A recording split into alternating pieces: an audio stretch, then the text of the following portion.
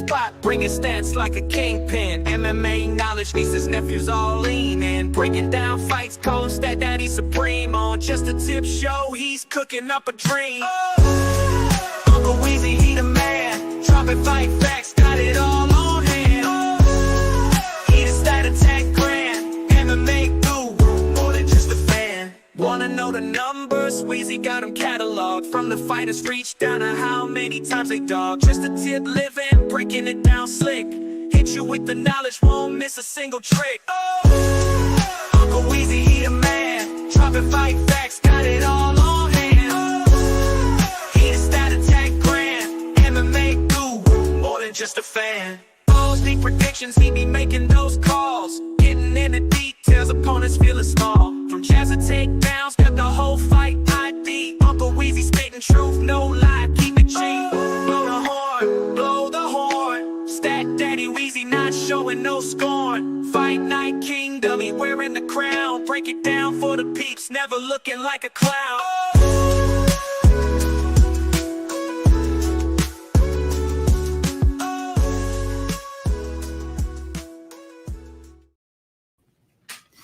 Oh,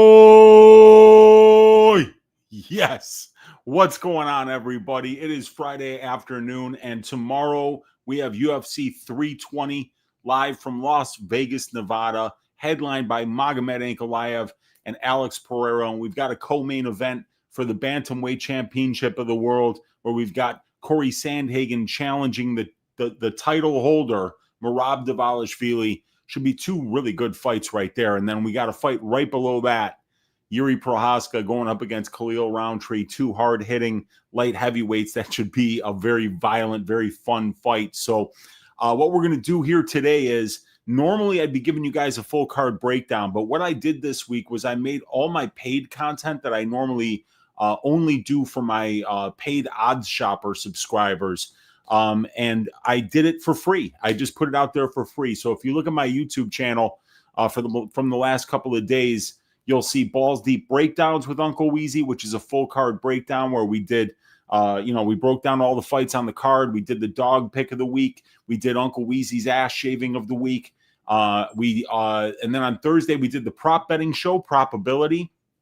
All these shows added up to almost 5 hours of free content this week on YouTube. So check that out if you haven't already. I always timestamp those videos for my paid members too. So everything's timestamped. If you want to talk about a particular fight, you can go to Propability and see how we broke down the prop bets for those fights. And you can look at Balls Deep Breakdown to get an idea of how I break down fights for my paid members, and like the methodology that we go through to kind of get an idea of which way we're leaning. What are the more compelling reasons to back fighter A at the current price, or fighter B at the current price. So check out all that free content. There's a link in the description of this video to a 50% off 1 month membership of your Propability Stats and Content package. It normally costs $25 a month. If you click that link in the description of the video, it'll be $12.50 for your first month. And also, there's a link to the stats package that I do for my people, which has access to the individual fighter stats, access to the matchup stats, access to my over/under betting model, and access to the prop betting model. And you can check all that out for free. Check out my fight write-ups. There's a Propability tab on the fight write-ups where we do all of the prop bets that we talked about on the Propability show. So there's a lot of really fantastic information that's linked up in the description of this video. Download all of it for free. And then I've also got one free half month or full month membership for half price to give away today.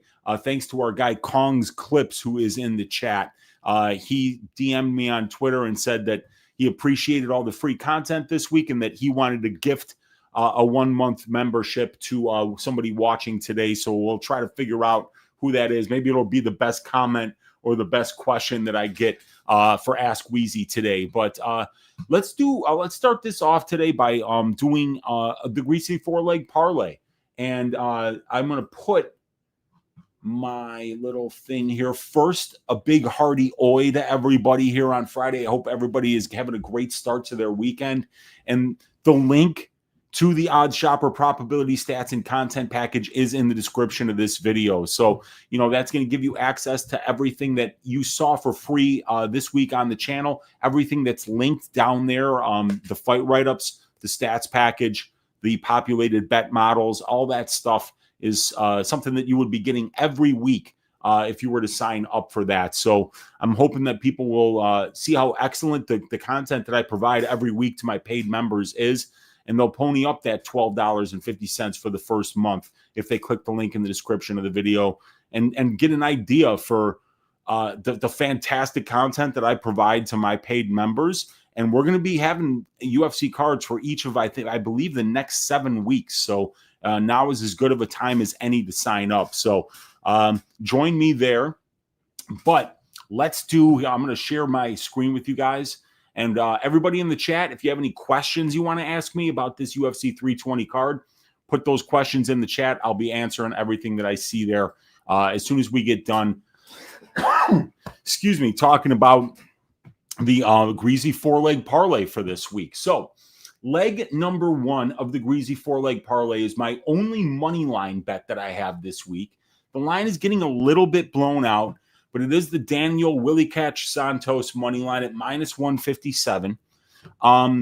So Santos, there's a few things here that we talked about on Balls Deep Breakdowns this week when we talked about this fight. You know, I'll read the summary that's highlighted there, and it says, "This promises to be a banger of a fight. Both you and Santos have all action styles, and neither guy has ever been finished as a professional, so I see this fight as a potential fight of the night contender.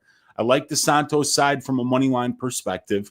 I'm a little worried about Santos being undersized at 145 pounds, and now I'm even more worried that this is a 153-pound catch weight for some reason. Marcel Dorf was saying that it was Santos who asked for the catch weight, and I'm hearing on the other side that there are some people who were saying it was you that asked for the catch weight. So I don't know what's happening there. Maybe you guys in the chat know. But, you know, and Santos's defense has never been that good, although I think it was a lot better in his last fight against Jun Yong Lee, where I saw him moving his head in the pocket a lot more than I had seen that head get off the center line in previous fights.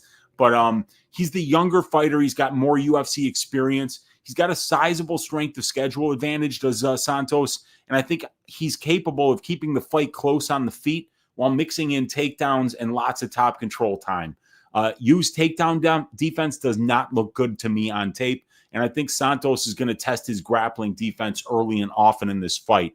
So I think that the relentless forward pressure from Santos, his ability to land big shots on the feet, his ability to kind of put his opponents on the back foot and then mix in that wrestling and make them grapple. I think Santos is going to be one of these guys that gets better as the fight goes on, while he's going to be wearing on his opponents. So I do like Santos this week as my, because every money line this week is like -300 or even more expensive than that. So it's hard to find any fairly priced money lines to bet on this week. So the one that I am going to start with is the Daniel Santos money line here at -157.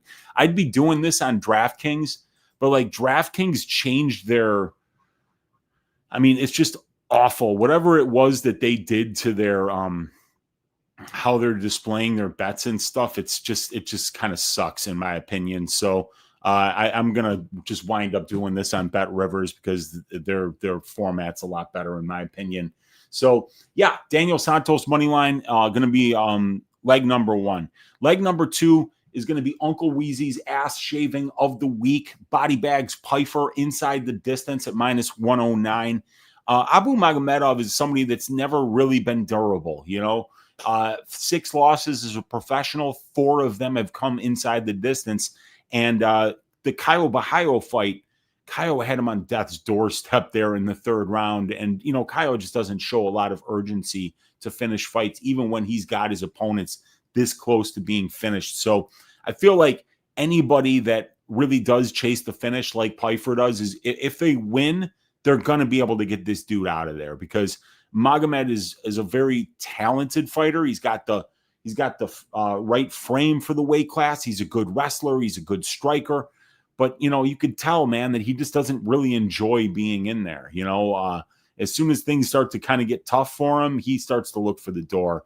And I mean, like, and I mean, Body Bags is about as good at showing anybody that doesn't want to be there the door as I've ever seen. So we're going to go Joe Pyfer to win and win inside the distance here at -109.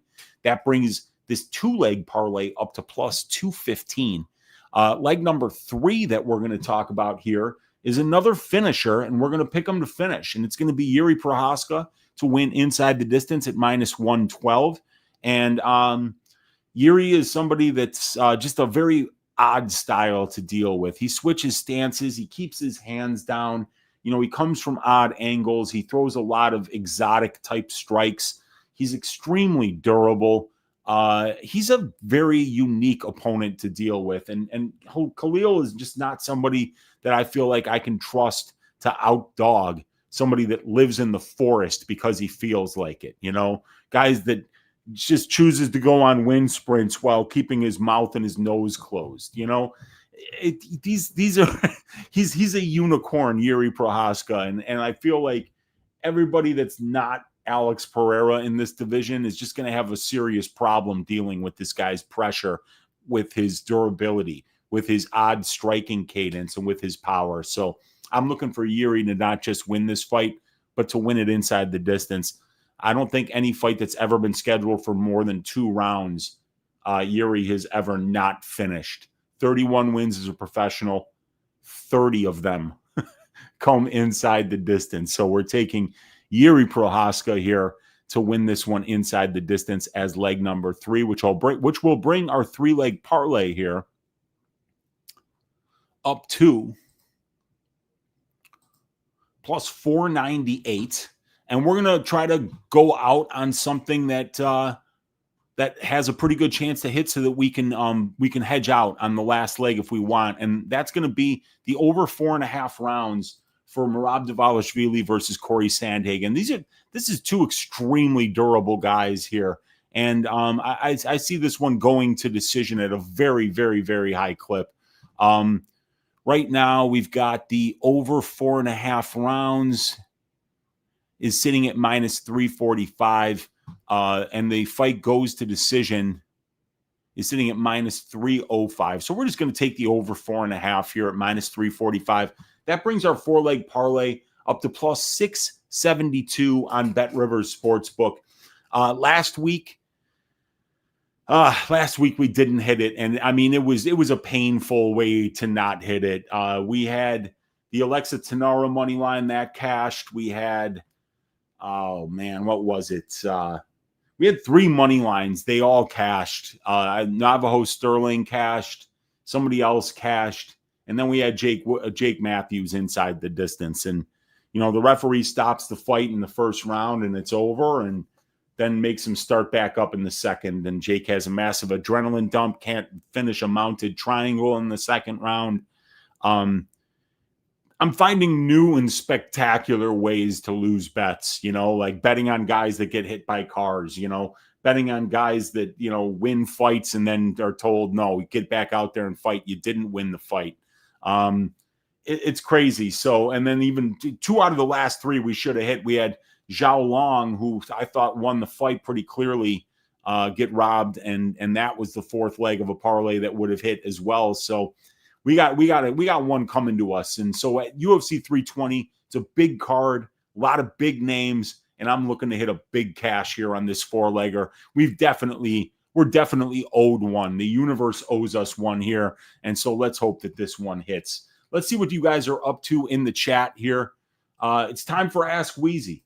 Queue up your questions. Let me know what you're thinking for this card. Let me know if you have any questions that you need me to answer, and I'll be happy to answer them for you. We got Winter saying, can't wait for the UFC 320 show, Weezy. Hoping we'll dig up some underpriced spots. It's tough this week. I like all 4 legs that I'm putting in this parlay. I think they're all bettable lines, but there's a lot of one-sided fights on the card, so it's making it difficult to find any value this week. We got my guy Olajuwon is in the room saying, oh, yes. We got Blue Eyes Samurai saying, I think Alex is going to win. I could see it happening, man. We got Skabu saying Ramiz is like 7 times money for round 1 finish. Well, if you like that, Skabu, you'll probably like my take this job and shove it parlay that I gave out on probability for free this week. And then that is Ramiz to win in round 1, parlayed with Farid Basharat by submission. And that comes out to 48-1 on Bet Rivers Sportsbook. I think it's a fantastic parlay. I threw a quarter unit on it untracked, and I hope that it hits, man. We got Brandon in the room saying, "Oi, Weezy, hardest working capper in the game. Appreciate you, man. I appreciate you, dude. Let's make some money this week." We got Elijah saying, "Just got home from work, drink in hand, joint rolled, wings in the oven, and of course the Greasy 4-legger, baby. Let's get it, my man. Thank God it's Friday." We got the yeahs in the room saying, "We need Uncle Weezy. What is up? Yeahs." We got Brandon saying, "Roundtree's UFC wins are ass. Yuri runs through him, hurts him late first, and finishes the job early second." Yeah, I do like Yuri round 2 this week. What is that on? Let me look at a Yuri round 2 prop on. I don't think they're very juicy this week. The finish props on Yuri. The round. Yeah, round 2 is only plus 460 and round 3 is plus 700. That's a bummer. I was hoping for something a lot better than that. Does Corey or Merab have bigger balls? I haven't seen either, but I've heard talk about them talking each other, and I think Corey's doing skits about it or something like that. I don't know. I don't know which one of these guys has bigger balls. And Pure Sparks is saying that either Corey Merab is late. I don't know. I don't know which one of these guys is late, but yeah, shame on them for being late. My guy, the MMA Husky Hustler, saying, "My Husky wants to know what you think of this play. Khalil by KO Roundtree." I don't like it. I tell your Husky, I'm not particularly liking that one. Although I think that's his path. I don't think Khalil's a great minute winner at distance striking range. And I think that what Yuri does with his forward pressure and his offensive output looks a little bit better optically to the judges. But I think if Khalil does win, there's a potential that the chin got cracked on Yuri by Pereira. And if that's the case, I think Khalil hits that KO prop at plus 350. I'm going the other way. I think Yuri's going to beat him. But that being said, I feel like that's something that you're trying to kind of get ahead of the curve and find out if a guy like Yuri's chin is compromised, as hittable as he is, being able to fade him, going forward could be very profitable. If that's the case, I think there's still a lot of evidence to suggest he's still very durable. We got Enlighten My Opinion saying, "Uncle Weezy, what are your 3 favorite bets you'll be making on this card?" So Daniel Santos money line is a bet that I made. I parlayed Pfeiffer by KO, Yuri inside the distance, and Merab by decision for like plus 616, and I threw a unit on that. But I think my favorite bets are 2 of the bets that are in this parlay right here, and that is Joe Pfeiffer inside the distance, and it's Yuri Prohaska inside the distance. That's what these guys do. They finish their opponents. And I think that they're big favorites Yuri isn't as big of a favorite as Joe Pfeiffer is, but I think they're favorites for a reason. And I think that both of their opponents are prone to being finished. So I like the finish props on both Pfeiffer and Prochaska this week. Prohaska. And Blue Eyes saying that I was early. Definitely. I was definitely early. We got Brandon saying, "What do I think of Zalal by sub at plus 450? I like it. I definitely like it, Brandon. I do think that if he's able to get Josh Emmett down, that's where we're going to see Zalal very likely lock up a submission. Like if you've got Zalal by decision at like minus 167 and he gets a takedown and puts, Emmett's back on the mat with like 4 minutes left in the round, I mean, that's going to be really tough to watch because I think that Zalal has been finishing fights from top position, and I think that he's capable of doing that. So Zalal by submission at plus 450, I think is a decent number. I was looking at it on my betting model. I've got it at, let me see. plus 475, and my model really likes it at that price. It thinks that it should be priced closer to 30%, and it's priced at around 17.5%. So good number, very good number. My guy Benino is in the room saying, Weezy, why won't you call me back? I don't know, Benino. Maybe she's out there, like, look, you're asking me, but sometimes the best thing that I can do is quote somebody great, quote one of the great philosophers of our time. A young man by the name of O'Shea Jackson Jr. Actually told us to never trust a big butt and a smile. If you do that, if you trust that, there could be situations where you might, wondering, why ain't this hoe calling me back? I don't know, man. I don't know.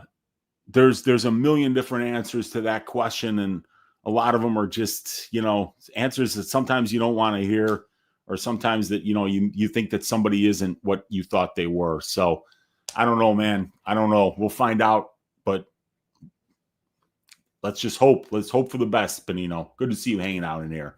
Brandon saying the DK has a few UFC 323 round fights with plus 5.5 and plus 7.5 spreads. Do better, matchmakers. Yeah, I know. There's just too many one-sided fights on this card. There's 2 fights, I think, with Prohaska and Daniel Santos, who are favorites that aren't minus 200, I think. Right? Is there even one competitive fight on this card? Chason minus 200. Santos minus 163. Ateba Gautier minus 1,700. Yeah, even Yuri's minus 205 now. So, like, there's only one, and it was Daniel Santos. And he was, like, minus 130 earlier in the week. And now he's sitting at minus 163. So, yeah, the Zalal decision is juice to the tits. But, I mean, Emmett is not easy to finish. But I feel like if Emmett is going to get finished, it's going to be a submission, just because Zalal has got a pretty damn good ground game. We got my guy Kong's Clips in the room saying, Weezy, oh, yeah, and thank you for reaching out, Kong's Clips. I'm gonna hook somebody up with that membership for you. I'm not sure who yet, but definitely want to be able to give that away. And I still have to figure out how to gift that membership on oddshopper.com, but we can figure it out because those guys have got one of the best help departments in going right now. Anytime I have a question, they always answer it for me. We got Paku saying, oi, yes, what's up, Paku? We got exclusive Oro saying it's a great day when Weezy's on. Thank you for your dedication and sweaty hours you put behind the scenes for us to cheat God. Bless you. Appreciate you, exclusive Oro. It's always good to see you hanging out in here, my man. We got Tehran Brown saying, what up, Uncle? Oi, what's up, Tehran? I hope all is good. We got AWMD saying, I am you. Rush Hour 3 is a lock. Okay. We got Rush Hour 3. You, says Justin Cash. We got Tehran Brown saying, watching from Nashville, Tennessee, just out here visiting, considering a move here permanently. I don't blame you. I've heard really good things about Nashville. A little bit better weather than Chicago, too, Tehran. That's for sure, man. We got Fluffy Hernandez saying, let's stack some slips this weekend. Appreciate you. Olajuwon Dream saying, give Weezy money now. We got Elon Fusk in the room saying, watching from Kazakhstan, 4 a.m.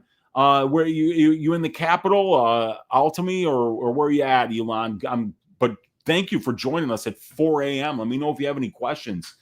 We got exclusive Oro saying, did you see the Pettis KO on PFL today? Yes, I did. Yes, I did.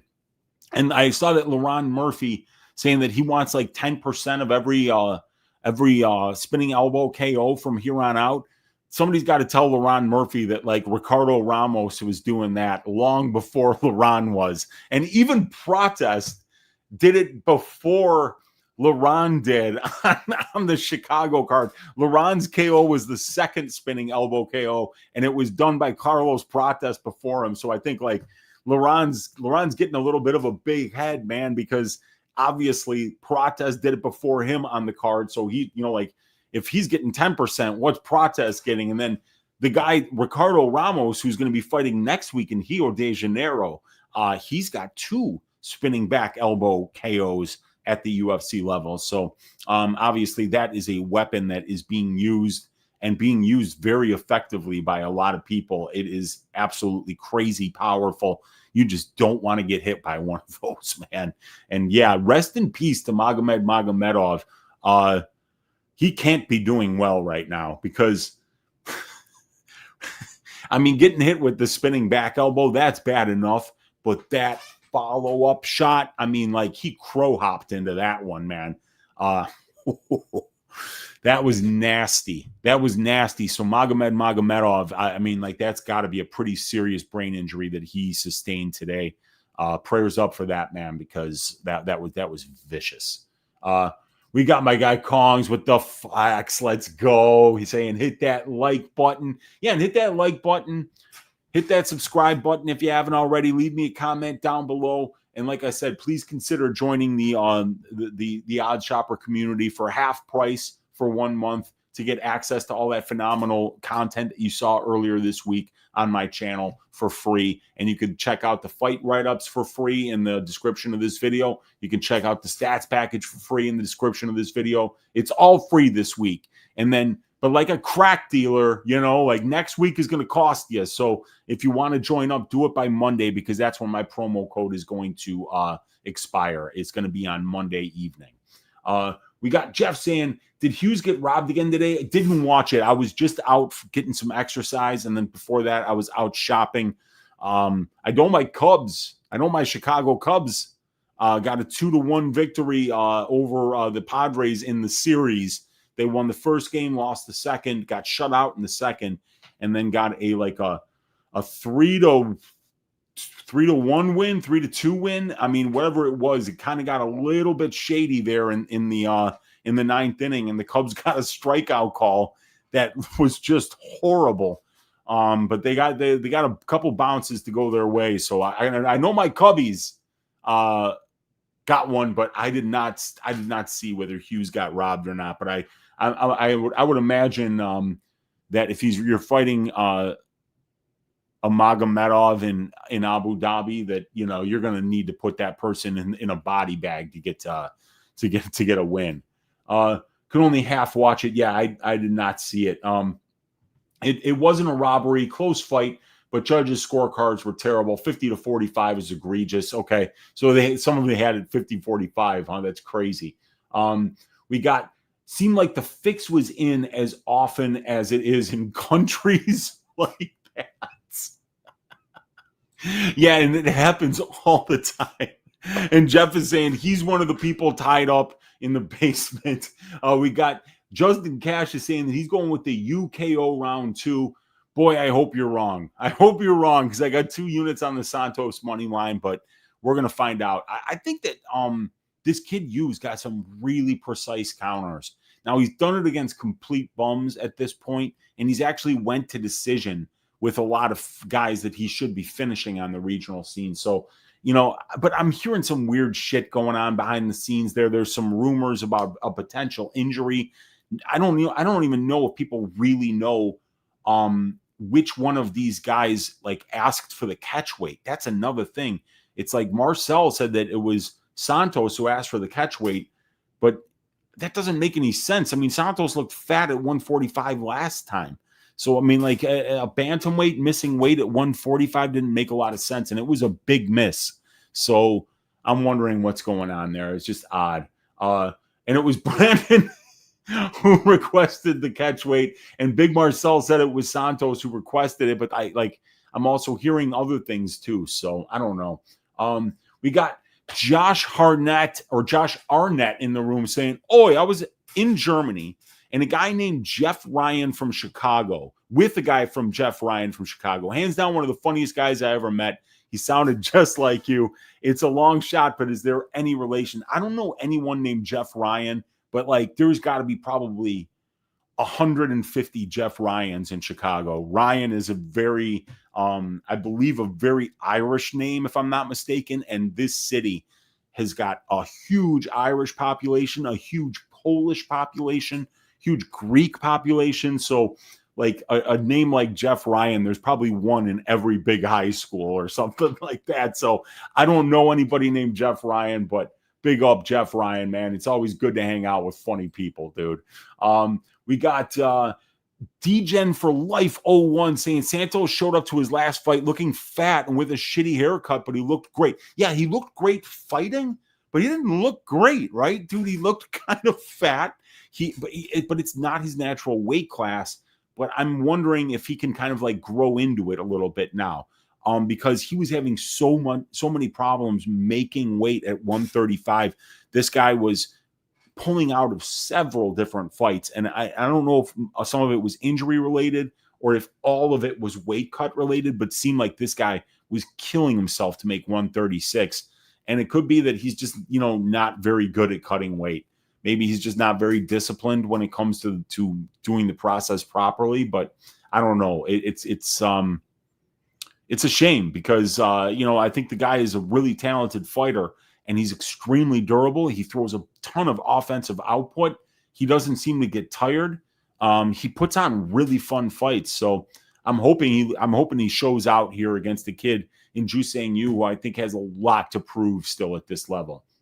And we got Yitro in the room saying, Merab looked so exhausted on the scale today, worse than everyone else. Look at his eyes. Yeah, I know. That didn't look good. I was kind of surprised to see him hurting that badly. But whenever I overreact to somebody looking bad on the scales, they always seem to do just fine the next day. And like the thing about Merab is like there was talk about injuries in the previous fight, a staph infection or a cut, the fight before that. He's always like, there always seems to be something going on behind the scenes with Merab. And then he goes out there on fight night and just never gets tired. It's absolutely crazy. Did you find out if the bookie's serious about Joshua Zalal being KO'd in training? No, I didn't find out. And, like those kind of things, like a lot of times people might just give you the information in terms of just don't bet on the fight, dude. Don't bet on the fight because somebody's not 100%. But I didn't hear anything. I'll probably hear after, like, oh yeah, it was this individual, because people don't tell those gym secrets, it's just the kind of thing that, you find out about after the fact a lot of the time. Yeah. And Brandon's saying that Merab looked drained as fuck on the scale, but I doubt it affected him. Yeah, man, I hear you. It probably doesn't affect him. Because the guy he is a machine. I mean, like the machine is such a perfect nickname for Merab. The guy just never gets tired. And that is such a terrifying weapon to go up against, because so many people, when they land their best shot on their opponent and the opponent doesn't go away, that can make you adrenaline dump. That can put doubt in your mind, and Merab seems to be able to come through with crazy stuff. Like Merab strikes me as one of those guys that like can sit in a locked in rear naked choke for like well over 2 minutes and not tap. It's just he is an absolute unique individual. And I mean, the way that he uses his cardio as a weapon is just unbelievable. Jeff is saying, yes, I know. Illinois is charging 50-cent tax on DraftKings bets. Have to use smaller books to avoid it. And that's what I've started doing. I've just stopped betting on DraftKings. It's disgusting. You look at these guys, for decades, they kept gambling illegal. And then at some point, because they always get into more and more debt, especially here in Illinois. I mean, we've got the biggest douchebag politicians on the face of the planet here in Illinois. And they've always got an excuse and they always need more money. And, it's illegal. It's illegal. Okay, now it's legal if you pay us. And then, all right, now we're keeping it legal because all we're going to do is just nickel and dime you to death. 50-cent tax per bet. What a bunch of jerk offs. So yeah, I mean, like in DraftKings new format on the website looks like shit. So I'm just not going to be betting there anymore. It's disgraceful. So fuck DraftKings. Go offshore. Go to places like Bet Online. It's a phenomenal sports book. Always first to market. Really sharp lines, and I like it that they're always going to be first. So. And they're not going to nickel and dime you to death with this bullshit from state governments. Yuri does get hit too much, and it is going to catch up to him, and not in 5 years. It's going to happen to him soon, says my guy Jeff. Yeah, and it could. It absolutely could. My Husky wants to know what you think of this play. Khalil by KO Roundtree. We already saw that one earlier. Yeah, and I think that it's not bad. It's not bad at all. We got Kong's clip saying, crazy how they're starting to fuck with our profit even more. If they do that in Indiana, I'm going offshore. Yeah, dude, just go offshore anyway. Go offshore anyway. These guys are going to report your earnings to the feds, to the state, so you might as well already go offshore. There's lots of great exchanges. There's a lot of great options for gamblers. And as you see these sports books kind of cozy up with state and federal governments, those are the ones you avoid. It's really pretty simple. And they tax the bets regardless if you win. Crooks. Yeah, they're absolute crooks for sure. Let's see. Currently at my local Rivers Casino, eating a slice. There we go. I'm about to lock this in at the sportsbook after I'm done. Let's cash this shit, Weezy. Let's get it, Matt. I appreciate you, man. Enjoy that slice. Enjoy the casino, and enjoy stacking cash tickets like flapjacks on Saturday for UFC 320. Yeah, betting on guys who get hit by cars, it is too soon, but it keeps happening. God damn it. The Jake Matthews thing was absolute pain. We got Pure Sparks in the room saying, Weezy, I believe you said the sub rates for UFC fights is about 20% on your prop show. So do you think it's better to err on the side of knockout if a fighter can do both knockout and sub? And it depends, right? Because what you need to look at, and there's some interesting stats on my stat sheet that tell you how busy somebody is with their striking in control time positions. So certain fighters that are jiu-jitsu players, and they come from that jiu-jitsu base, they will land some ground and pound, but most of them are just using it to get a reaction that they can use then to set up that choke. And then there are other guys, the wrestlers that, like, for instance, somebody like Clay Guida, right? Clay Guida never really had great jiu-jitsu. He knew a guillotine, and that's about it. But the guy was a great wrestler. So if he got on top of you, he wasn't looking to work to an arm triangle. He wasn't looking to set up, back takes and stuff like that. He's looking to pound your head through the canvas. And you have to know the difference between the fighters, right? You have to know what the weaknesses of the person that you think might get submitted or knocked out. You have to know the strengths from the top game position of the fighter that you're thinking about might bet on sub or knockout. I usually try to just play inside the distance or decision props, because the more specific you get, the more ways that your reads, you trust your reads too much, and you can get into the weeds a little bit too much, and you're getting tricked by these really big plus money lines that they're just not going to hit very often. But I usually play inside the distance or decision only, right? And then go from there. I think if you know that somebody's not prone to be landing KO, then play that sub. If you know that the person that they're fighting has poor submission defense, play that. When I find more than one loss in a particular category, like if a guy's got 7 losses, right, and 4 are by decision and 3 are by knockout, and that person that he's fighting has some knockout power, I'm looking to where that KO prop is priced. Because when I see multiple losses the same way, whether it's by knockout or submission, I'm looking to attack that. But if you look at the parlay that I put in today, I think Pyfer, 90% of his win condition is probably knockout. But I'm playing the inside the distance because I know that there might be some grappling in this fight. And it's the same thing with Prohaska, right? This guy almost knocks out everybody. But Khalil Roundtree is basically a white belt on the ground, and he might wrestle, and Khalil might make a mistake, and he might choke him out, just like he choked out Glover Teixeira. So I usually play it a little bit safer and just go with the inside the distance, and look at the other associated bets and try to figure out, what makes the most sense at their price. We got the saying Charles Oliveira beats Gamrot. It's going to be tricky, man. Gamrot's got really good top wrestling and top control, but I would favor Charles Oliveira there. And Valentina beats Zhang. That's interesting. Yes, I think Valentina can beat Zhang. I do think that the size is going to make a difference there. But I also kind of want to know what the age difference is. That would be a big thing, and I'm not sure exactly because career trajectory in that fight is going to mean a lot in terms of how I cap it. We got Tehran saying, was just in Orlando, Florida 5 weeks ago. Man, it's nice out there. I actually like it. Better than Illinois. Yeah, and you'll like the winters there a lot better, Tehran. That is for sure, man. What is up with Ramiz's abs, says AWMD. I didn't see them. I have no idea what's going on there with Ramiz, but I didn't see him weigh in. Like I said, I've been running around like crazy today. So I have no idea what's going on there. Yitro saying main event go to split or majority decision 6.5. With all those close rounds last time, the judges can do anything. Yeah, dude, like one bet that I saw on, we talked about it on Probability this week, was the Alex Pereira decision prop was at plus 1,200. And I was just like, really?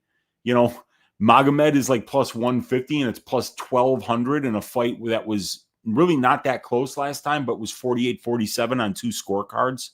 Let's see if that's still the where they have it. Yeah, Alex Pereira by decision plus 1,200 right now on Bet River Sportsbook. That's a crazy line. So I don't mind that, because if 6.5 is the split, if they think that there's that good of a chance it goes to split, then why not Pereira by decision of plus 1,200? We got Tehran Brown saying, I got Ank knocking out this time around. Yeah, I do too. I'm picking him to win by knockout. But like, I just can't do it. Like, if I'm going to put my head in the oven if I bet on Ankalaev to finish a fight and he doesn't finish it, because it's just so many times I've bet unders in his fights and just got absolutely served by that dude just staring at his opponent doing nothing, man. We got the Booty Bandit in the room saying, awesome channel. Keep up the great work. I got Alex, Marab, and Yuri to win a parlay at plus 509. So Alex, Marab, and Yuri. I'm such a idiot. Who's Alex this week? Alex.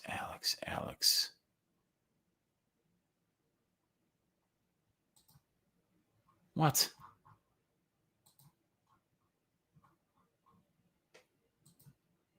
I'm at Yuri. Oh, Alex Pereira. Yeah, all right. So Alex is big plus money at plus 215.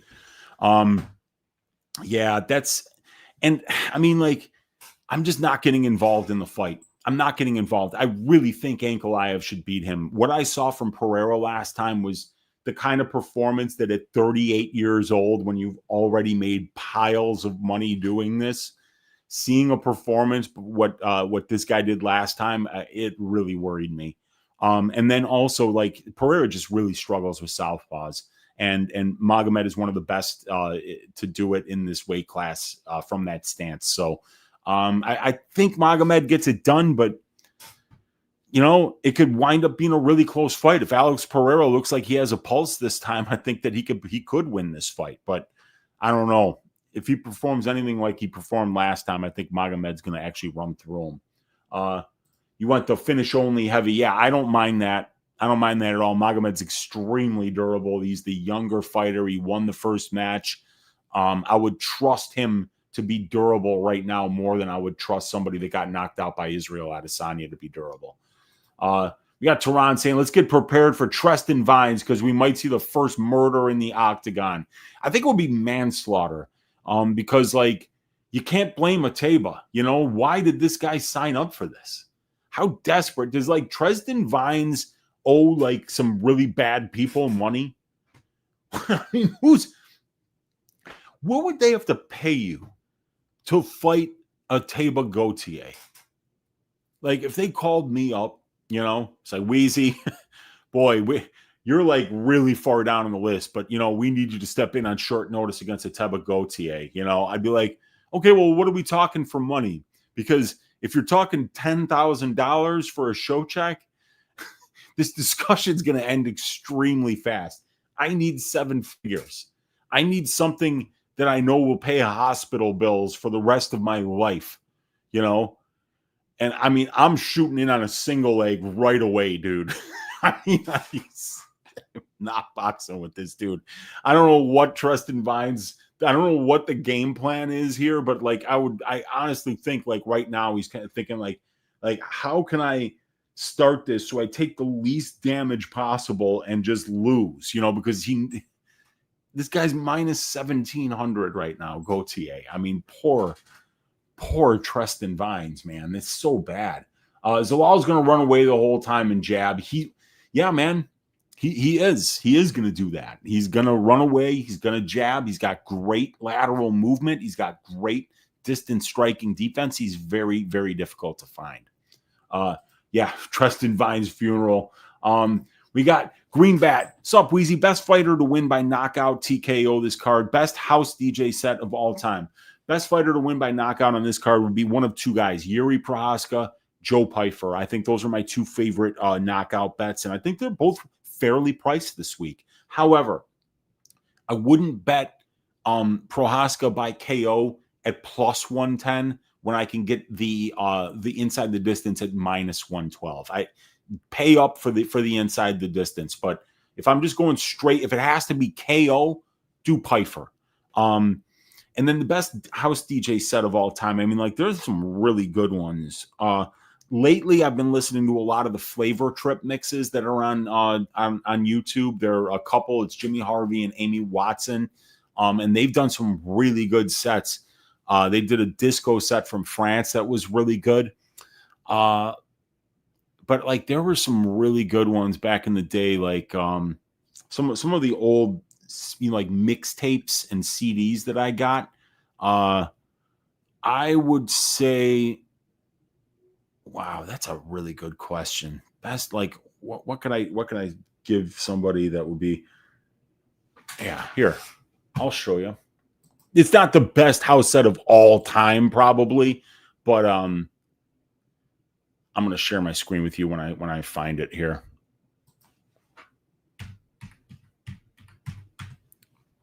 Okay.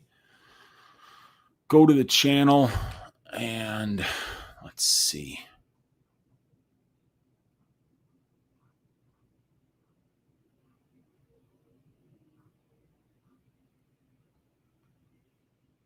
Oh, where is it? Where is it? Keep going. That's a good one too.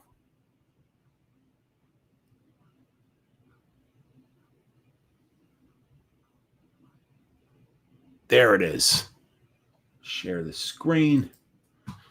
See the soulful disco house mix, funky afternoon picnic. That's a great disco-y, fun house set. It's got some real classics in there. There's a couple of like 3 or 4 records that I have behind me here were included in that Flavor Trip set there. Soulful disco house music, funky afternoon picnic, a go-to house DJ set for me that I go to when I'm working, when I'm doing data entry, when I'm updating the database.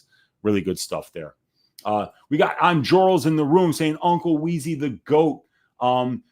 Kong's clip saying a great woman beating philosopher once said, "These hoes ain't loyal." That is Chris Brown, who once 10-7'd Rihanna really bad in a car or somewhere. I don't know. Chris Brown. Fantastic auto-tune singer. You took the Rodolfo plus 7.5 and it hit. There you go. That's not bad, man. Thinking of parlaying Fareed and Yuri fight doesn't go to decision at minus 160. I don't mind that at all, dude. I think Fareed is a really tough out. The guy's got a really well-rounded skill set, really good cardio. You know, the wrestling is good enough to be able to dictate where the fight takes place, whether it be with his wrestling defense or whether it be with his wrestling offense. He's got really good wrestling. So yeah, Fareed, the Yuri violence, that's fine. Minus 160, I think that hits for sure. We got Caden in the room saying, "Let's cash this week, Weezy. Appreciate the content as always. Thank you for joining us." We got Kong's clip saying, "Awesome. We got, if Corey wins, do you think it's by decision? Yes, I do think it's by decision if Corey Sandhagen wins. Plus 650 for the decision prop, I think is a great look. I think if he got a finish, it might be because he cuts Merab really bad with an elbow or a knee. But outside of that, I think, like I said, I think he could have Merab in a deep, sunk-in rear naked choke, and Merab will still somehow maintain brain activity for however long he has to. I mean, the guy is literally a machine. He might be part cyborg. We got Jeff saying, I think Fareed goes to decision at a high clip. I don't know. Well, I mean, like, I think it does too. I mean, I think the market thinks that it does. But here's the thing, like when we've seen Fareed on top of some pretty good grapplers before, in this case, I don't know if this guy's going to be able to defend submissions at a high rate. So we'll find out, because like when he got on top of Claydson, man, he worked and he found that arm triangle pretty quickly. So yeah, and we got who wants that free month of Odds Shopper content. We got my guy Jeff says that he wants it, man. You know, and I know Jeff's a local guy, so Jeff, holler at me on Twitter, man. You at MMA and Weezy. I'll send that out to you, my man. Courtesy of our guy Kong's Clips, handing out fucking free memberships like candy today. Appreciate you, Kong's Clips. And yeah, Jeff, you've been a long-time sponsor of the show here, a long-time listener, first-time caller. And yeah, holler at me on Twitter, brother, and let me know where I can send that membership to you. We got, you're the GOAT, Weezy, let's go. We got Action Jackson saying, ahoy, hoy, Theos. What is up, Action Jackson? Good to see you hanging out in here. We got Ma on Cox saying, Dubai judges must be rigs. How do you give Usman 50-45? I thought it couldn't have even went 3-2 Hughes. Yeah, man, it seems to be a little bit of a trend over there, you know. It is what it is. Those sheiks got money, and if they want a certain fighter to win, they can make that happen in their little sheikdom. So yeah, that's probably what happened. I don't know. I don't fucking watch PFL. Like it's, you know, it's like going to a goddamn strip joint. You're just gonna lose all your fucking money, and then you're gonna wind up with blue balls afterwards because of all the 75-minute waits between fights. So they should just call fucking PFL the fucking strip joint. It's just as fucking worthless. Jeff K saying, first person I saw in MMA throw a spinning elbow was Jones, probably. Fakes a lazy jab, then spins. Yeah, Jones had so many creative attacks. I loved watching early John Jones, man. He really is the greatest of all time. And I mean, like when he was young, dude, the watching that dude fight was just special. We got Canna Chef Chris say with the laughing, what is up, Canna Chef, saying that follow-up on Magomed was nasty, and Canna Chef saying super necessary, just like Jorge Masvidal said of his follow-up shot on Ben Askren. We got exclusive Oro saying, as we say in the UFC with follow-up shots, one more for good measure, and he's got the right angle there. I love it, man. Teron Brown saying, you heard the news about John Jones' brother, Arthur Jones, who passed away. I did hear that. Yeah, Baltimore Ravens player. Yeah, Chandler Jones, Arthur Jones, John Jones, one of the most athletic families ever. Yeah, rest in peace to Arthur Jones. That's a shame. Too young, man. Way too young. Which dog on the main card do you think has the best chance to upset? So that would be either Abus Magomedov, Josh Emmett, Khalil Roundtree, Corey Sandhagen, or Alex Pereira. My dog of the week this week is Corey Sandhagen. I think that at plus 300, I think it's just gone too far. You know, I think that's too expensive for Merab Dvalishvili. So, yeah, I think Corey Sandhagen at plus 300, I think he's going to keep you in that fight. And at the end of round 3, you're not going to be going, fuck, Corey's going to gas now. Corey's not going to get tired, dude. He never has. So I think he's going to be able to actually deal with the pace of Merab. And if he can land some big shots, if he can find ways to put Merab on the back foot, because I think Corey, if he wants to just come forward recklessly, I think he could do that. And it could be, I think it can work for him. You know, we're going to have to see. Corey could do some things. He's got some really smart coaches. He's working with guys like Ryan Hall and Trevor Whitman. You know, this guy's got some really good MMA minds. They're preparing for a guy in Merab Dvalishvili that maybe you can show him something that he's not used to seeing. We're going to find out, but I think it's going to be a hell of a co-main event. And Olashuwan with the hashtag super necessary. And he's saying, no, what happened? Was saying Hughes looked sharp. Did he? Okay, I didn't see the fight, man. I have Ank winning this one. He's the younger fighter. He won the first matchup, and I just don't like how Alex Pereira looks against southpaws. He really kind of uses that left hook, and he uses the calf kicks to kind of set, and the jabs to the body to set up the left hook. But when he's fighting somebody in the opposite stance, those three weapons just aren't quite nearly as available for him. And because of that, he looks really tentative. And unless he can figure it out, like, he's going to either have to start blasting inside leg kicks and be very confident doing that, or I just think that Ank's pressure is just going to back him up. And I think that if you don't stand in front of Alex Pereira, he doesn't get the fight that he wants. And I think that Ankalaev might even have more success with his clinch game and his wrestling this time around, because they credit him with 12 takedown attempts. Like, I didn't see any urgency in any of his takedown attempts. His takedown attempts looked a lot more like, here's a takedown attempt that I'm going to use to push you to the fence and then clinch up with you, not really try to take you down. But Ankalaev's wrestling is shit anyway. So I just, I think it's going to be Ankalaev again. And I think he's going to find the finish this time. It's going to be difficult for Pereira to kind of bounce back from that last performance, which was just, it was really bad. Oh yeah. Finally glad you figured out how to put an expiration date on your deals. It's true. Yes. I messed something up with a free trial, and I just could not figure out. I had to contact OddsShopper support and be like, dude, you got to fix this. I got people taking 3-day memberships 8 times in a row. It's crazy. We got Corgi Wrangler saying Hughes did not get robbed. I didn't see the fight, so I have no idea, dude. We got my guy Otterbomb in the room saying, oi, oi, oi, Weezy's the best. What's up, Otterbomb? Good to see you hanging out in here. We got Corey, he's saying the 50-45 was unfair, but he still lost.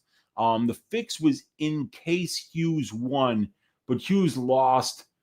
Hughes only won round 1, according to the Corgi Wrangler. We got Dr. Peener Jr. in here saying, my bad, I'm late. Who are you leaning towards in the Islam versus JDM fight coming up?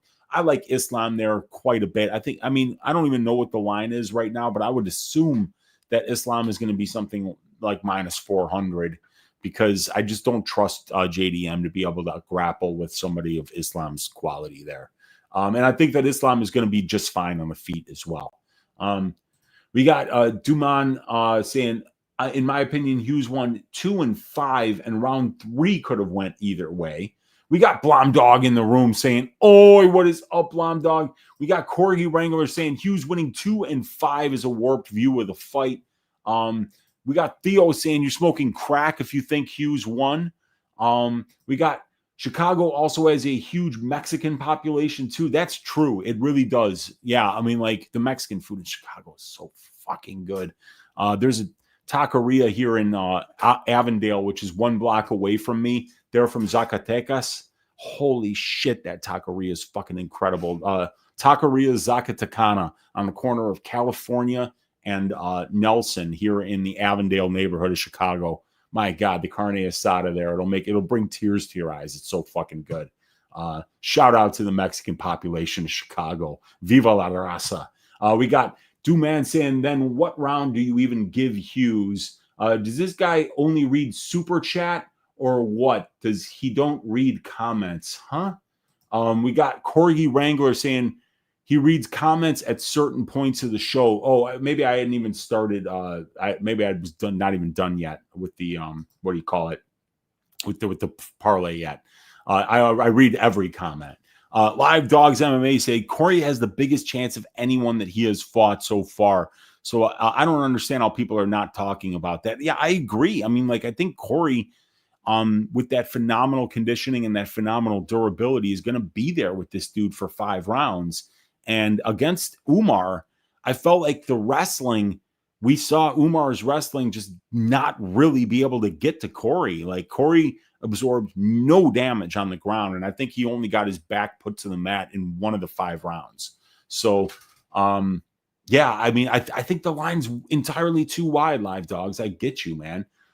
Exclusive Oro saying he reads damn near every live and video comment, and we don't deserve it. I appreciate you. You're too kind, Exclusive Oro.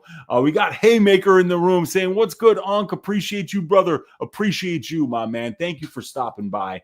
We got Theo in the room saying, I don't know who people can't talk about how bad Corey's takedown defense is. Sure, you can scramble after getting taken down repeatedly, but who do you think wins that fight? I think Corey is not as good of an offensive and defensive wrestler as Merab, but I also don't think that Merab is a big control time guy. I think when Merab takes you down, you're going to be able to get back up. And the way that fights are being judged now, I don't think that the takedowns are going to mean as much, you know? And when Merab is fighting somebody that has no charisma and is just completely unlikable, like Umar Nurmagomedov, and he gets a takedown where he kind of like dumps him on his ass, and then he doesn't even follow him down to the ground. He just stands up and he cheers, you know? That scores no points. And it doesn't score points against Corey Sandhagen because, you know, like the crowd's going to be rooting for Corey as well.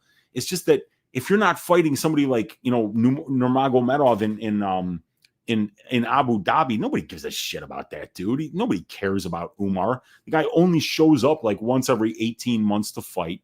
He'll take two years off sometimes. He'll never take a short notice fight, you know. So I don't know, man. Like, I feel like Merab is going to struggle to get a lot of minutes and round banking with his wrestling here. I think with his clinch game, Theo, I think it's the clinch game where he's going to really excel. That was what he did against Jan. That was what he did a lot of actually in the Cejudo fight. Was he's not necessarily getting the takedowns, but he's shooting the takedowns, putting you up against the fence, making you defend, and then while you're defending, he's landing those clinch shots at you. Then he separates, then he strikes, and then he shoots another takedown. So I don't really think that it's going to be on the mat. I think it's going to be on the fence where Merab is going to be scoring his points, but it's obviously debatable. We got my guy Kong saying, if anyone needs some college football action for tomorrow, he's on Texas -6.5. He's on Miami, Florida -4.5. He's on Old Dominion, ODU, stand up, -20.5. He thinks Old Dominion's going to roll. We got Texas Tech, first half -6.5, and full game -11.5. Truly appreciate you, Kong's clips.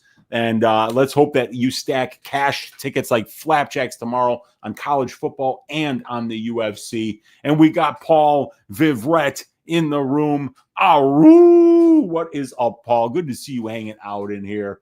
UKO has got good odds, says Haymaker. Yeah, what is the UKO here on Bet Online Sportsbook?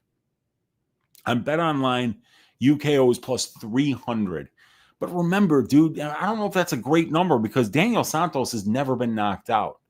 Go back and watch the John Castaneda fight. That was at 135. Daniel Santos eats 2 flush head kicks. And he eats them like a fucking chimichanga and winds up finishing the dude in the second round. This guy is really durable.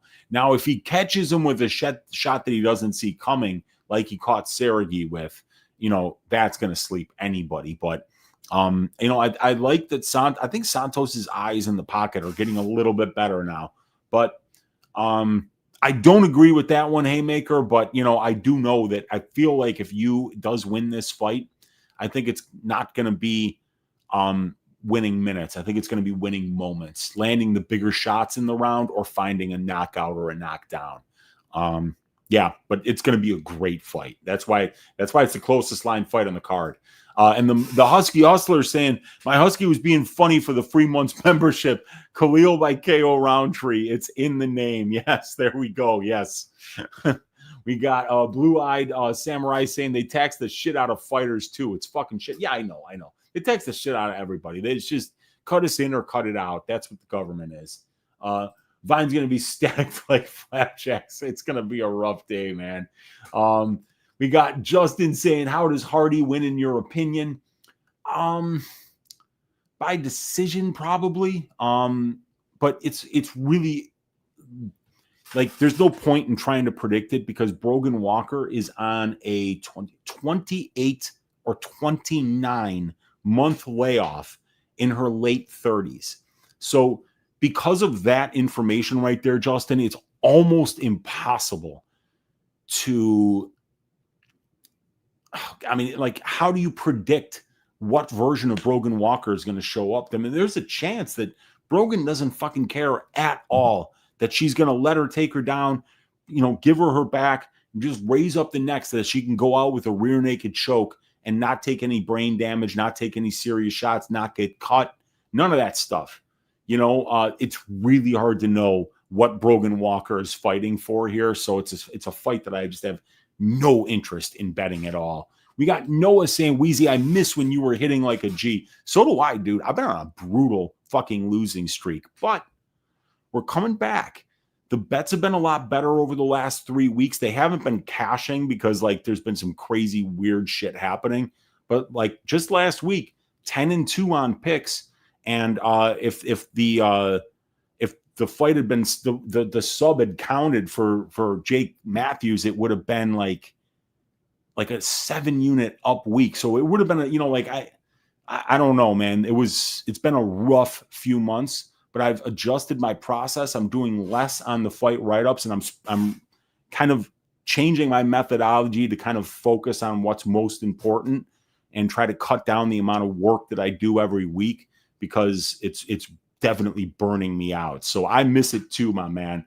We got Live Dog saying Hardy will win decision. She just needs to keep her back off the cage, but there's not any good bets there, and I totally agree with there being no bets there. Weezy, do you only bet on UFC events, or do you bet on other MMA promotions and sports too? I only bet the UFC right now.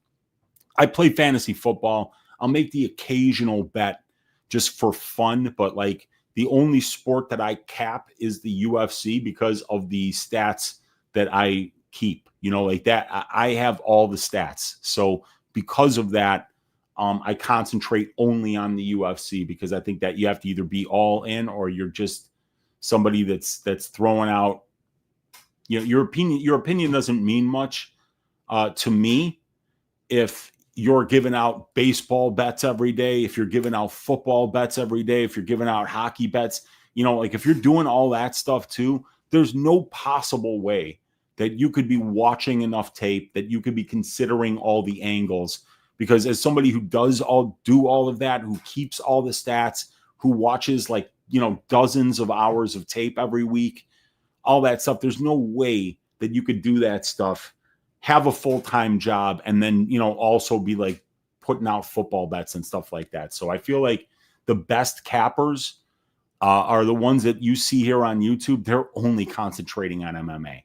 And it's almost all of my contemporaries that do exactly that. We got J-Mo is in the room saying, "Oi, what is up, J-Mo? Good to see you hanging out in here." We got one difference between Val and Zhang, 1 year difference. So Val is 37 and Wei Li is 36. Yeah, I wonder how big, because Valentina is not the biggest, most physical flyweight, so I don't know how much the weight difference is going to be. And Wei Li's fighting at a really high level right now. We got 78 watching, only 24 thumbs. Where are they at, says my guy J-Mo. We got Pereira, LOL, says Olajuwon. We got Robert Saladino saying Ank can finish most of his fights, but he chooses not to. While I feel as Alex is vulnerable, I just can't rely on it. Yuri for the stoppage, trust me. Yeah, I got Yuri inside the distance. And I agree with you, man. I think I'm picking Ankalaev to finish it. But I would be so mad at myself if I bet on Ankalaev inside the distance and then he just coasted like he does all the time. And because he's such a good minute winner, he doesn't feel urgency, or he doesn't feel like he has to take risks because he's just winning minutes and banking rounds, and he's got the conditioning to go the full 25. So, yeah, I'm with you, Robert. I agree. We got Caden saying, I think my favorite play this week is the Muniz Edmond under 1.5. And yeah, that's one of the things we talked about on probability this week. I think that's a really good line, man. I think if Muniz gets a submission, it's going to be early, and Edmond's knockouts that we've seen at the UFC level have all happened in rounds 1 or 2. So I definitely like the under 1.5 at around minus 130 for that fight. I think it's a great look. Yeah, I respect him for stepping up, but I mean, it's gonna be a rough night at the office, man. That is for sure. No, I did not hear the prediction. Oh, see, yeah, he's got the best voice though, So Brady's beautiful singing in his prediction video. I did see for the picture for Treston Vines, he had a tombstone. So good. We got Benino saying, I remember thinking nobody's going to fight Gauthier on short notice. Then I realized that the UFC will find literally anybody, and that's exactly what they did, And it's probably has a lot to do with, Gauthier making a long trip because, I think the guy trains in London. So if you're coming from the UK all the way to Vegas and then somebody, pulls out on fight week, you are probably like, well, shit, man, I got to make some money here, so and if they're going to give you a guy that's been knocked out 3 times in round 1 and that's how you win fights. Now you're talking, now you're getting, a show check and a win check and, an easy win. So yeah, I can't blame Gauthier for taking the fight, for taking a short notice opponent, Tehran saying, maybe they said, Treston, if you take this fight for us on short notice, we'll pay you $700,000. I mean, they probably didn't have to pay him shit, to be honest with you. I'm probably 12,000 at the most. So yeah, I hope it's worth it for him. I hope it's worth it because this dude hits hard. We got D-Gen saying, hey, Weezy, surely there's value on Dan Hardy's wife to finish that chick at plus 300. She's minus 750 to win straight up, and the other chick's a bum. I mean, when I watch Veronica Hardy fight, I just don't see her I don't picture it in my head that there's going to be finishes. You know what I'm saying? I don't see her finishing, but Brogan is so bad that I agree. When we talked about this fight on probability yesterday, I said without question, these finish props are being underpriced on the Hardy side for somebody who's supposed to run through this hoe. If she's minus 850, so how the hell is the plus money? Is it plus 300? Plus 300 indicates a 25% implied probability, while minus 850 is indicating 89% or maybe even 90. So it's like that. Really, it's less than a third of her win condition to finish this girl. So I mean I agree. I agree, D-Gen.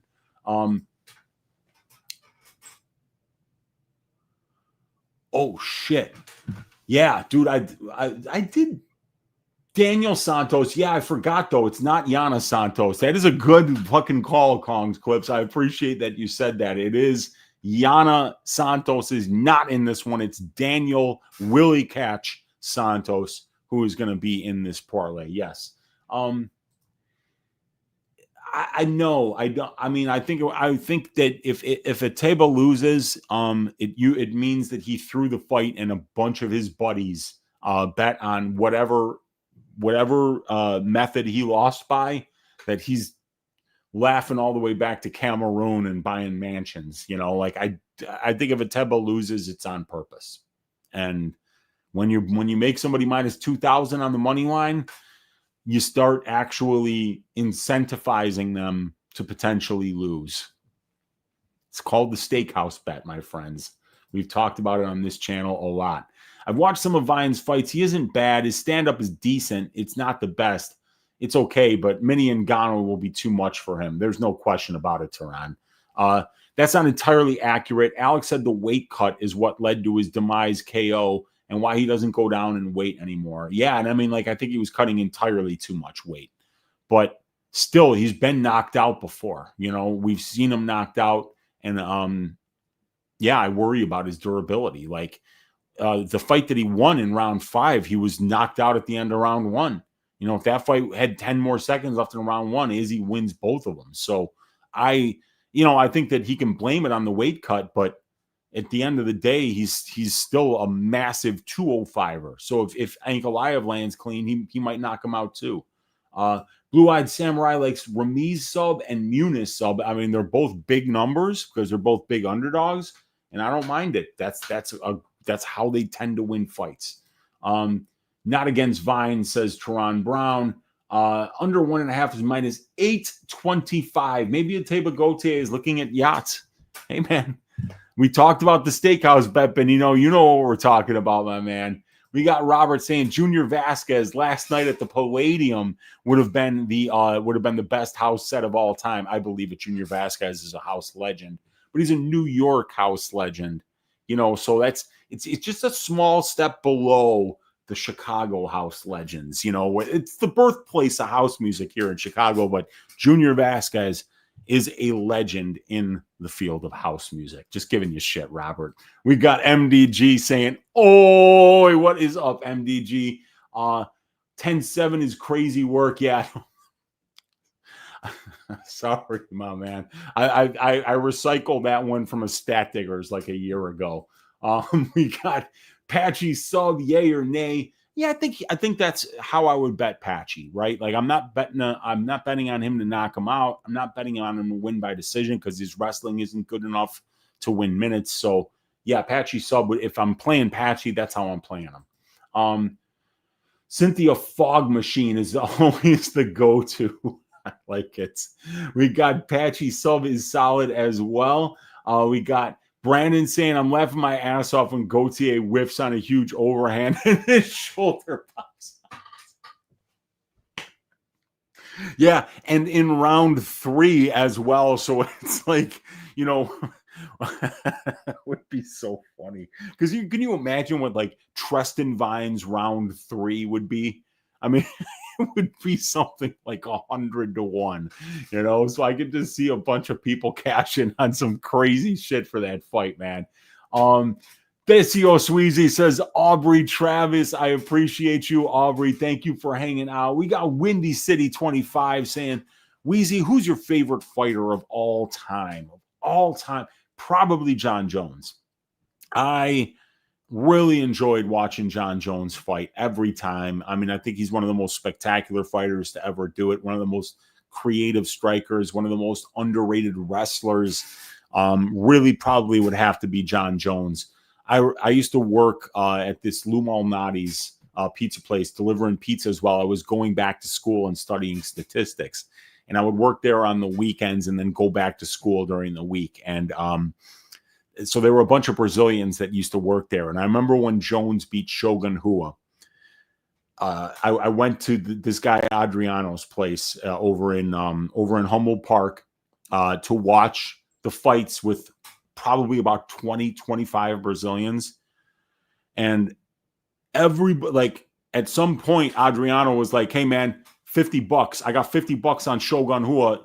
You know, let's go." I'm like, "You're on. I'll take $50 on John Jones at even money against this washed bum." I didn't say that in that room, and then all of a sudden, everybody around me, all the Brazilians are like, "This fucking guy's betting on Jones."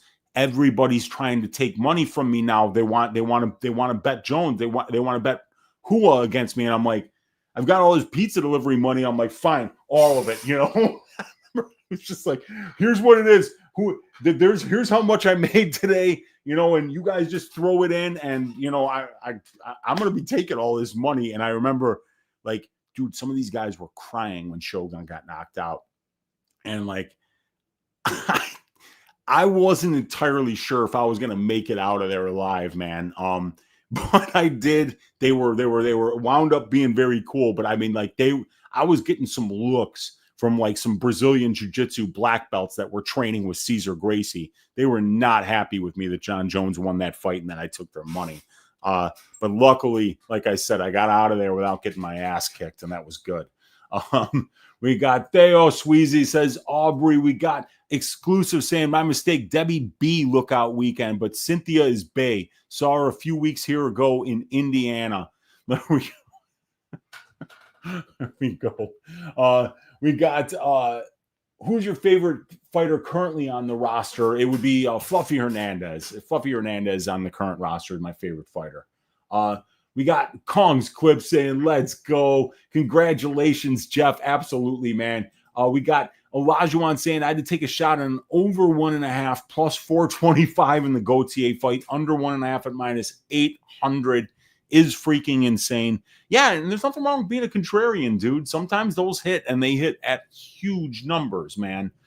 We got Joe Free saying, Weezy, what's up, bro? Love the show, love the content. You're always on point with great dates and great info. Thank you so much for doing this for us every week. You're the man. Thank you, Joe Free. You always are so kind in here, and I truly appreciate the kind words and the support. Thank you for watching. We got Kong saying, touchdown, USF, South Florida. Stand up, and B-Negs is saying it's going to be a rout over Charlotte. Poor Charlotte. Going to get their ass shaved today. Probably not 10 penny, but like, you know, it's MMA. Anything can happen in MMA. You know, we have to really know that. It's a crazy fucking sport. So yeah, of course, he's got a chance. Like, even at the current price, they're saying he's got about a 4% chance of winning. So he's got a chance. How good is that chance? Probably not very good. Gauthier KO 1-2 is minus 450. That's actually value if you need another leg for a parlay. Here you go. There you go, man. If Abus can get takedowns, Joe is in trouble. Yeah, I mean, like, Abus is a very good wrestler, but the thing about Abus wrestling is that he's got dog shit conditioning. So if he has to go to the wrestling early and often, I see him getting tired, and I see Pfeiffer knocking him out. Zeus Spaced in the room saying, thoughts on the Merab takedown line at 5.5. I feel like he passes 100 takedowns tomorrow. 5.5 takedowns, huh? Let me look at something. That's the wrong sheet. I'm going to look at this one here. So Merab Dvalishvili averages 5.8 takedowns per 15 minutes, while Corey Sandhagen allows 1.5 per 15 minutes on 63% takedown defense. I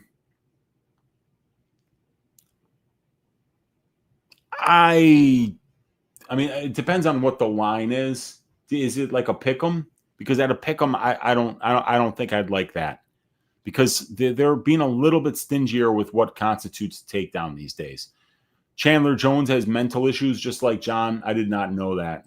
I like that Zeus Spaced over, says B-Negs. Yeah, he likes the over 5.5. Oi, Unk, what's the word on Santos versus you? Santos back down to minus 145.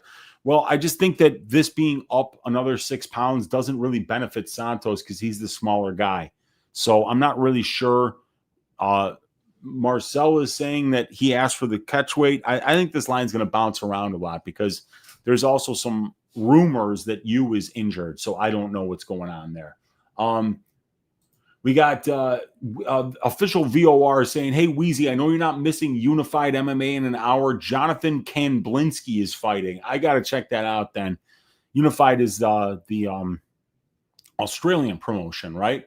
Forrest Daniels saying, 2 questions, Uncle Weezy.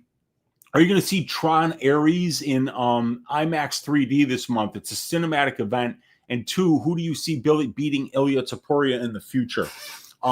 Probably not going to see Tron Ares. I think I saw the preview for that when I went to go see Weapons. I'm not sure I'm going to check that one out. And who do I see beating Ilya Topuria? I think that when Ilya moves up to 205, he's going to have problems with Ankalaev. I think that's where we're going to see him find some problems. But I think he's going to knock out everybody at 155. Then he's going to move up to 170, be the smallest 170er in history to knock everybody out. And then I think 185, he runs through that division. and he's going to probably hold about 5 belts at once before he moves up to 205 and just gets knocked out by Ankalaev. I think that's how long it's going to take, though. It's going to be a while. We got Tamari in the room saying Brahimai round 1, Muniz sub, Pereira decision for generational wealth. Yeah, let's look at that one.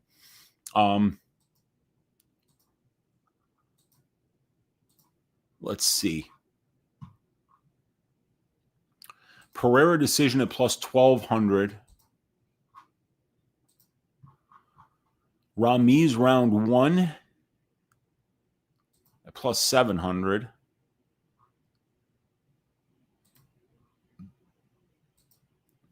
And then Andre Muniz sub.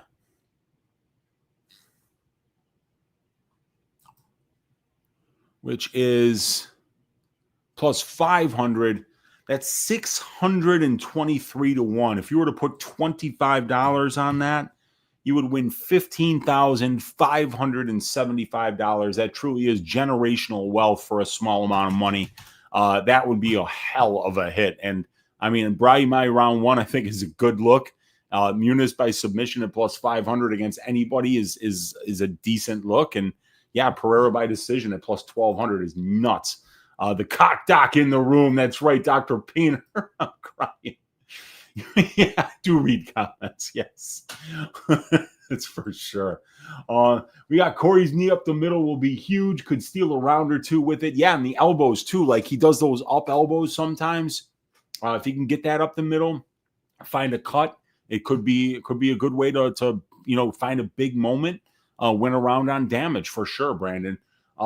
We got hype us again on Ramiz, says Azuro. Yeah, I mean, like, I think that first round prop is live. I mean, and Ramiz has left Fortis MMA and he's come up to Valley Flow Striking. So I think that his wrestling will be a little bit improved as a result of working in that room. And he was already a very good grappler. The striking looks to be improving. So yeah, Ramiz is on the come up, man.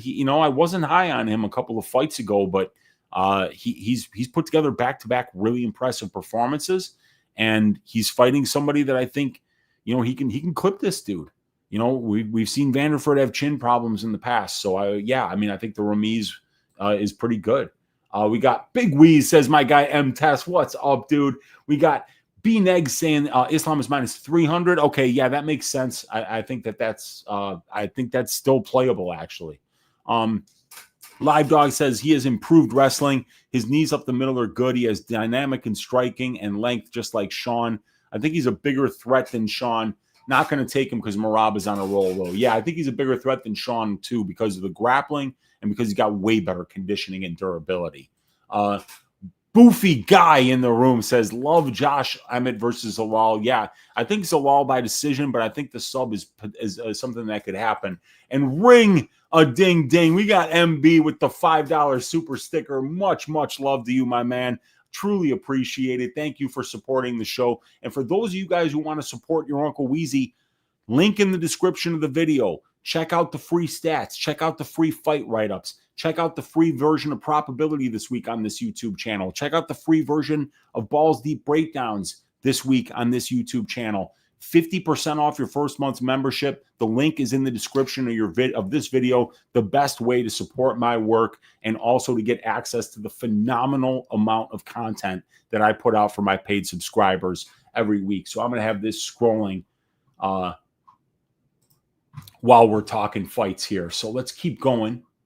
We got JWB saying, always a great show. Feeling good with our bets this weekend. Let's get it, man. Yeah, I'm light on the bets. I'm going to add some more stuff today, but today has just been a day where I've been trying to get some of the stuff that I try to get done in my life that doesn't have to do with MMA. So I'm gonna go and get some dinner with my girlfriend tonight and enjoy the rest of this day. Truly appreciate you supporting the show with the donation, my man. And we got maybe Corey being able to get up will help Marab's 10+ takedown counter. It definitely could, dude. Yeah, because if he keeps getting up and they credit him with the takedowns, then he will get that number. Patchy inside the distance or decision. I would go with inside the distance because I think that this is a step down for him. Merab, Hamzat, and Pantoja are always must-plays in DFS for their 130-plus point upside, and I couldn't agree more. You got to have Merab. You cannot leave that dude off your card. And Hamzat with either the early finish or just a ton of takedowns and control time. Patchy Sub Easy says Blue Eye Samurai. We got Father Mazga saying, what do you think about Muniz versus Edmund? I feel like Muniz is being overlooked here. Edmund hasn't had a good win in 5 years.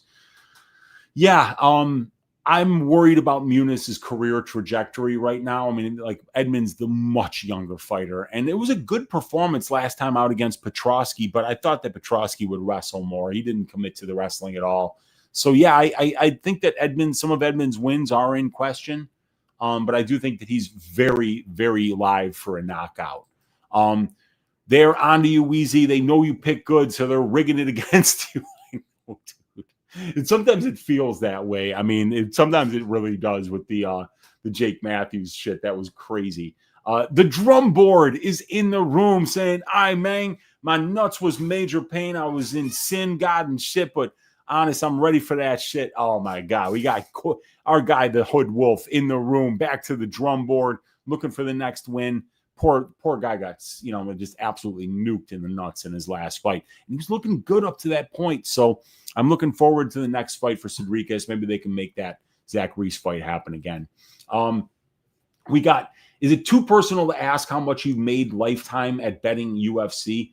I've been up the last 3 years plus money, but nothing spectacular, Local Man Shakes Fist. What I try to do in order to make money doing this is to provide the stats project or the stats product to the people in the community that are big time gamblers. Like I gamble, I'm plus EV many years in a row, but that's not how I make my living for sure.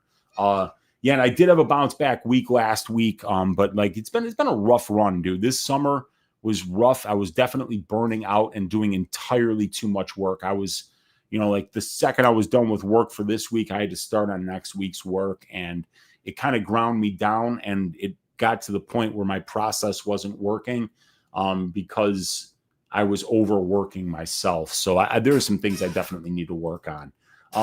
What do you think about Corey Sandhagen going for Ryan Hall-esque leg locks? I don't think it's going to happen very often. I think that's really bad fight IQ for him to be trying that shit. Anything for other than to sweep or to stand back up. We got Shake AU saying, could we get Weezy on the decks and Brady on the mic, please? Bust out some old school ballad boys. Yeah, we could do that, man. We've got the sound equipment here in my studio, so that could absolutely happen the next time Brady's in town. We got Call Me Husker, ring a ding ding with the $20 donation saying, love you, Unc. I love you too, brother. Thank you so much for the generous donation to the show. And let me know if I can answer any questions about UFC 320 for you, my man. That's awesome, man. We got Corgi Wrangler saying, I got a unit on Poetan by decision at plus 1,200. When in doubt, always hedge a decision. Dude, that is a fantastic hit if you hit it, man. 12 units on a decision prop. That would be phenomenal. We got Top Phillips saying Champagne Weezy is a musical guru. Yeah, that is my DJ name, and that where you can find the first videos that I did on this channel were house music mixes from my old house when all my hair was still black. Like, you see all that gray hair there? That was all still black when I did the last mix from my previous house. Corgi Wrangler, yeah, you got the 1,200. We got Champagne. Okay, yeah, I went up there. My bad. You got me hyped on Ramiz Brahimai. Yeah, I mean, he's definitely, the momentum is headed in the right direction for him. Gote, somebody I used to know, is one of your favorites. Okay, that's a good house mix or just a house track. We got Corgi saying, I'm looking on next week's lines, and Petrino is fighting Peterson on the book. Abbreviations, they're both Peterson, so they are PET. So be careful betting that line. Yeah, PETERSON and PETRINO. That's wild. We got Adam saying, I like Abus tomorrow.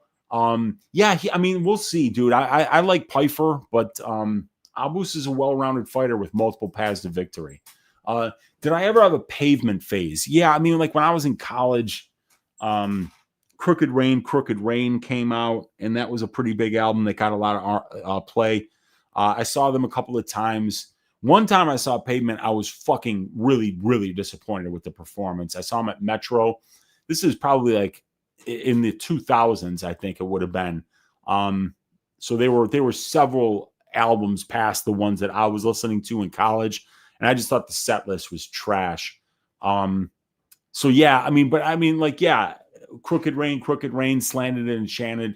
Those are great albums that I listened to quite a bit back in my college days. But so yeah, I guess I did have a little bit of a Pavement phase. What was the parlay, says Live Dogs? Did I miss it? Yes, you did. You missed it. It was the Daniel Willie Catch Santos money line at -157. The Body Bags Pfeiffer inside the distance prop at -109.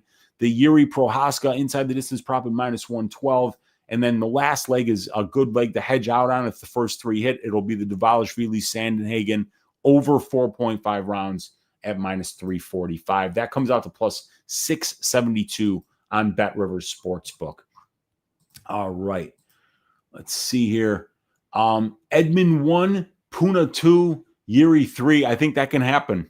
I think that those are, yeah, and as a matter of fact, I think I'm picking Edmund 1, Puna 2, and Yuri 2. So Live Dog Santa, I won 8,000 when Magomed won last time. I haven't worked since. Looking to extend my permanent vacation this week. Hopefully you have the same kind of luck, man. That would be nice, dude. Robert saying Prime Jones was something else. People forgot how good he was. Only Anderson comes second to dominating like that. Yeah, Corey Anderson, phenomenal fighter. I know you're kidding. It's Anderson Silva, and Anderson was so dominant, dude. Like nobody could get anywhere near that guy. And it got to the point where his fights even got a little bit boring because he was just so dominant. But yeah, Anderson Silva versus Chael Sonnen, the first fight, was one of my favorite ones. I was watching that with a bunch of Brazilian dudes at a bar after work at Lou Malnati's one time, and they went fucking ballistic when Anderson locked up that triangle choke in the 5th round, man. Yet Vine's round 3-1 KO was 71-1. I thought it might even be bigger than that, dude. Got him at +110. Wish he was a dog again. Yeah, I hear you. We got John Jones, my favorite fighter, too. He perfected his eye-poking techniques from watching Mo from the Three Stooges. Elite eye-poking from Mo. He was the best to do it ever. Corey, he's saying, Weezy, if you were forced to fuck a trans chick, Brazilian or Thailand? That's like a horrible question. Like, who's going to force me to do that? Like, you're going to have to bring an army to force me to do anything I don't want to do. So, like, I mean, like the amount of resources that somebody would have to waste to make this happen just makes it a complete hypothetical. And since it's hypothetical, it's going to be Brazilian. Okay. But that's just a God. For fight research purposes. Of course, it's for fight research purposes. What did I think of weapons? I was dying. Yeah, dude, me too. I was in a theater where the seats were moving and they had like these effects and shit. So like when the kids were chasing the old lady, man, I was going. Everybody in the theater was laughing. It was wild. We got Ben, my guy Call Me Husker, saying Topuria versus Fat Barnett. That would be awesome. That would be a great fight because they're the same height. Such a great fight. They got to make that one. What did Saif do to all these fighters? I don't know, man. I don't know, but a few of them have left, right? A few of them have left, and I think it's probably him just never fucking shutting up. It's like I'm trying to fight somebody in front of me, and I got Saeed fucking just never shutting up. Like he talks, he fills every second with words. It's just crazy. We got Cutito Lino saying, where do you think, Weezy, that Las Vegas will cash out tomorrow? You always have good suspicions. Like I could see it being the Gautier under, not because I think that Gautier doesn't have the ability to finish this fight. It just seems like if I were Vegas and I could fix one fight, like that would be the one. I'd be like a Teba. how much money is it going to take for this to go over 7.5 minutes? You know, let's have a discussion. Talk to your people. So I think that could be one. You know, I always just worry about those blown out lines where everybody thinks the same exact thing. Yeah, let's get it, Weezy, says my guy Tristan. Good to see Tristan hanging out in here. We got what's the best two-leg submission parlay? Subs for dinner. I could see a Fareed Basharat submission. I could see Apache Mix submission. I could see a Yusuf Zalal submission. And that's it. So I would say, and if I would just bet all of them individually, but if I'm parlaying two, it would be Basharat and Zalal. The two guys that think that are going to go to decision, they're going to get finishes and fuck everybody that played the decision props. The ceremonial is about to start. Okay. Hopefully nobody gets in a fight at the ceremonial weigh-ins. You know what? I didn't change that. Like, I did not change that. So like, for instance, my last two shows, I don't think we're showing the ats. So I don't know why. I don't know why that's happening, Tristan. Gus B saying, best of luck, D-Gens, and hail Weezy. Good luck to you, Gus. Good to see you hanging out in here, man. We got Brandon saying, y'all think the Pereira beef is real? Never know when it's staged. Probably not, dude. We got Lelowells, if you watching this on X. Yeah, I'm watching this. Like a lot of people do watch on X. I got 221 live in here right now, and I think it's probably only 100 on YouTube. So where does this message even go? It goes right there. I see them whether you're sending them from X or from YouTube. Poeton decision is smart as fuck. I think it's a great number, man. Bet Unc will peer pressure Brady on his next live. Yeah, I've even got a microphone here so that we can get Brady's vocals and your Uncle Weezy's beats. We got Kong Clips fans. Time for the ceremonial weigh-ins. Let's go. We got Big L Rip. Yeah, rest in peace, Big L. One of the best to ever do it. Flamboyant Records. Big L. Some of the best rhymes ever, man. Enjoy that. We got Flea Mathis in the room. What is up, Flea? We got Lajuan saying, I watch Smashing Pumpkins 1993 set at the Metro all the time. Available on YouTube. That's one band that I never saw. And Smashing Pumpkins was local. Billy Corgan grew up down the street from me. And yeah, I mean, I saw so many shows at the Metro. But in 93, I would have been at Northern Illinois University, and I saw several shows at Northern in 1993. Spiritualized with the Jesus and Mary chain. I saw Helmet with Faith No More. I saw the Reverend Horton Heat. There were some really good shows that came to Northern. We got Stan Don Biz in the room. We got Tristan saying, what's up to the Corgi Wrangler, and he's puking. We got Elijah saying everybody in the theater I was in was laughing too. Those moving seats for the latest Final Destination movie, that would be wild. Paulie Fig saying 2 Santoses on this card, 2 Oliveras on the next card. Yeah, it's wild. I know, dude. Right? We got Shake. Yeah, I could do that real quick for you guys here. So let me get Fight Center. Oh, there they are. Picks 14 of 14. So, yeah.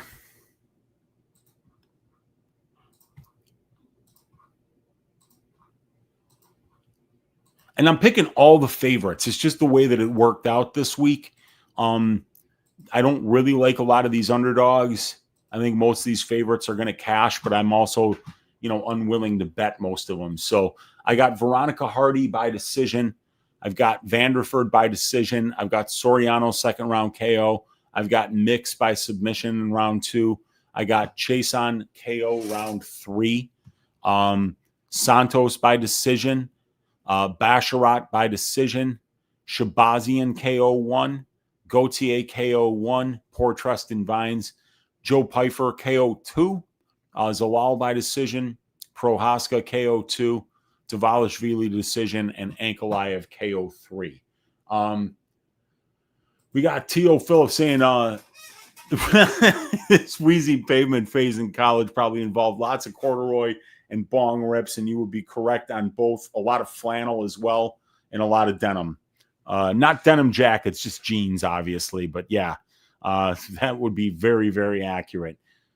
So yeah, Gish is my favorite Smashing Pumpkins album, and then Siamese Dream would have been the second favorite. But everything after that, I didn't really care for. But yeah, it was definitely Gish. Gish was an absolute classic, amazing album. Billy Corgan did everything on that album except for the drums. So really phenomenal performance by Billy there. Daniel Santos looking like Mini Gastelum on the ceremony scale. I mean, 153. What the hell happened there, man? We got Shake saying, my man, thanks for that. You got it, dude. And we got B-Neg saying 2 submissions. Nick's plus Alex put 1,000 down and takes the 100,000 straight to the bank. There we go, you guys. All right, you guys, I'm done. 207 in here, still hanging out live. Appreciate each and every one of you.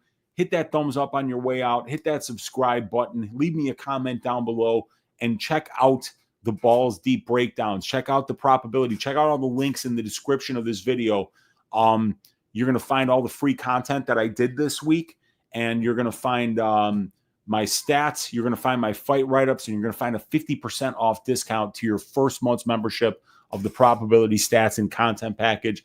Best way to support my work. Thank you for the people who signed up this week, and you'll be getting exclusive access to everything that you saw this week from here on out, as long as you remember. I thank everybody that signed up. Those are the people who are really supporting my work. Thank you for all the donations today. Truly appreciate that. Let's stack cashed tickets like flapjacks for UFC 320 and make some money and get ready for UFC Rio next week, which is going to be headlined by Charles DuBronx Oliveira and Mateus Gamer Gamrot. Have a great rest of your day. Have a great weekend, everybody, and we will see you next week for Stat Diggers. Take care. Later.